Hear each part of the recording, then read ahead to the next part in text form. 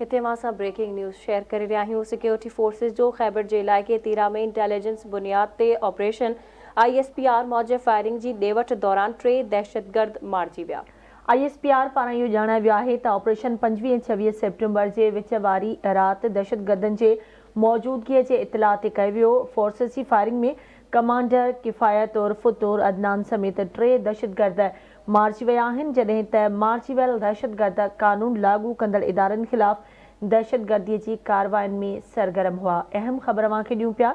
Security forces Khyber जे इलाइक़े तेरहं में इंटेलिजेंस बुनियाद ते ऑपरेशन कयो आहे। ISPR पारां ॼाणायो वियो आहे त फायरिंग जी ॾेवठ दौरान 3 दहशतगर्द मारिजी विया आहिनि।